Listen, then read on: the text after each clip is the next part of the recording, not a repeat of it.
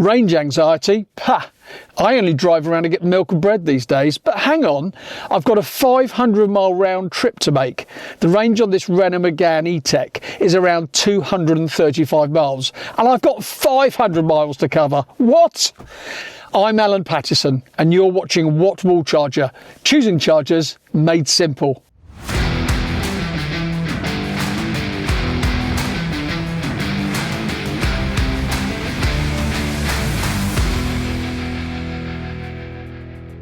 I've really enjoyed the Renault Megane E-Tech so far. It's delivered everything I need and more. It's passed the first major test too, getting my wife, 2 dogs and me safely around the southwest corner of the UK on a recent trip. The Megane is a joy to drive on a long trip, and I'm particularly loving the great chassis, which delivers an entertaining and positive driving experience. Great seats, lovely cabin. The entertainment console is easy to navigate. I love the voice command control function, and the big boot gives you room for all your weekend gear.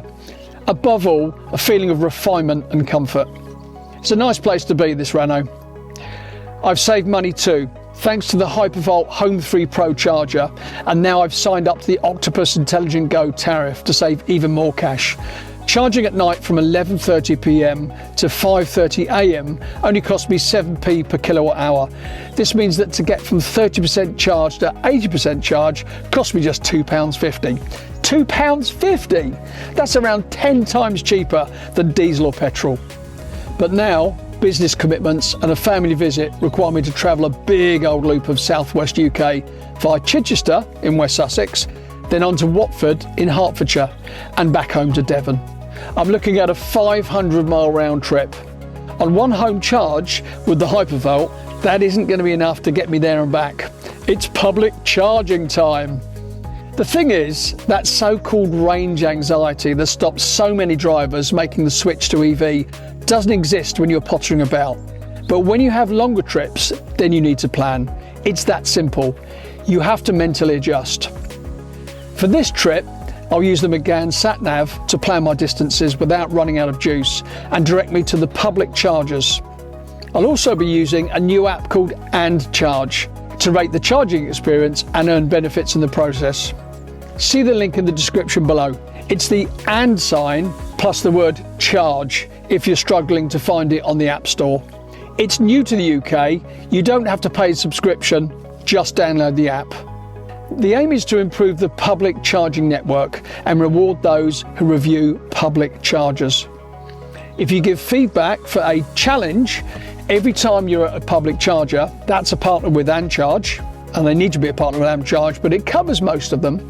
You collect points, think air miles. You can redeem vouchers from Amazon to Apple as soon as you collect enough points. By giving that feedback for an AndCharge challenge, you put free charging in the bank. To be clear, you don't use AndCharge to charge your car yet. That might come further down the line. You use it to rate your charging experience. Share it with the charging point operator and earn benefits in the process.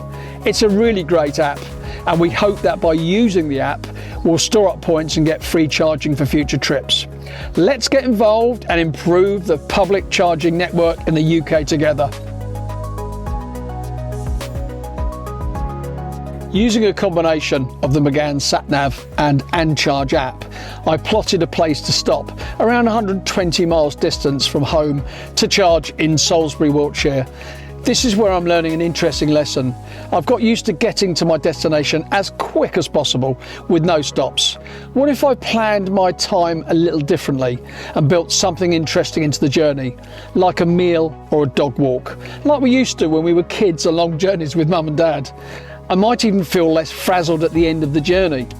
In Salisbury, the BP Pulse charger is working, so all good.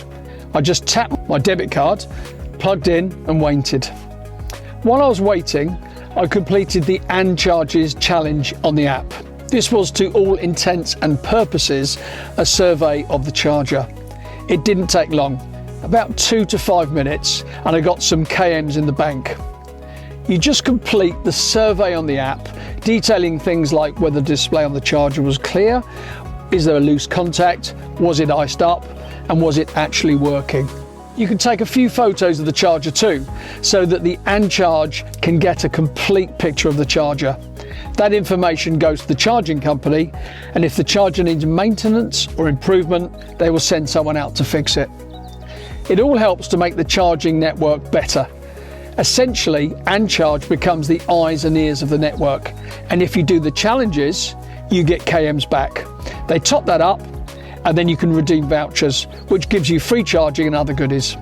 One character in London has already done 6,000 challenges, which has got him a total value of around £4,000. Now that's a real win. I don't think I'll be doing that, but that approach does look very attractive. The Salisbury charge took around 1 hour to deliver 43 kilowatts of power, 1 dog walk and 1 Big Mac. In Chichester, the nearest charger to where we were staying was a country hotel with a 150 kilowatt BP ChargeMaster charger, available for guests and visiting public. It's near to the beautiful Chichester Harbour, so we went for a run while charging. This is the thing, do interesting stuff when you have to charge, and the whole EV charging experience can become part of your leisure time rather than a chore. Next stop was Watford, which is only an 80-mile hop from Chichester.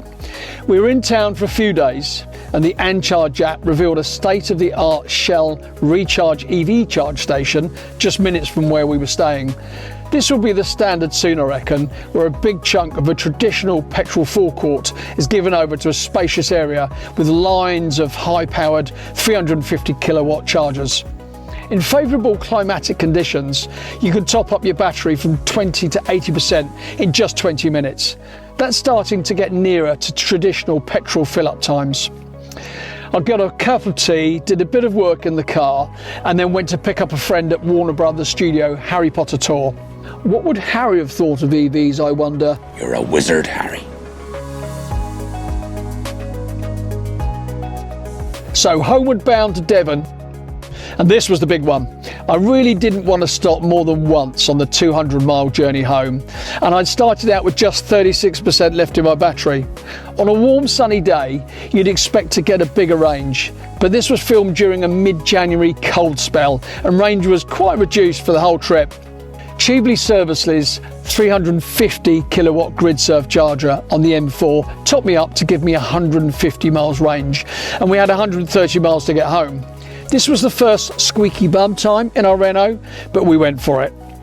The Megane's trip computer was bang on the money the whole way home, and we rolled into our home with exactly 20 miles to spare. The first thing I did was plug into my Hypervolt charger for an overnight full charge, costing just under a fiver. So that's 7p per kilowatt versus 79p per kilowatt charged by the public chargers. You do the math. That feels a lot better. Of course, the EV skeptics would say that you don't get all that hassle if you have a petrol or diesel car, but that's not the point. Driving an EV saves you money most of the time, particularly when you charge at home, but on the odd occasion, when you have a longer trip, a little bit of planning is required. If you have the tools and the information and the ability to earn road miles, you'll be fine. We found the AndCharge app really useful, and it's good fun as well, especially when you're killing a bit of time charging.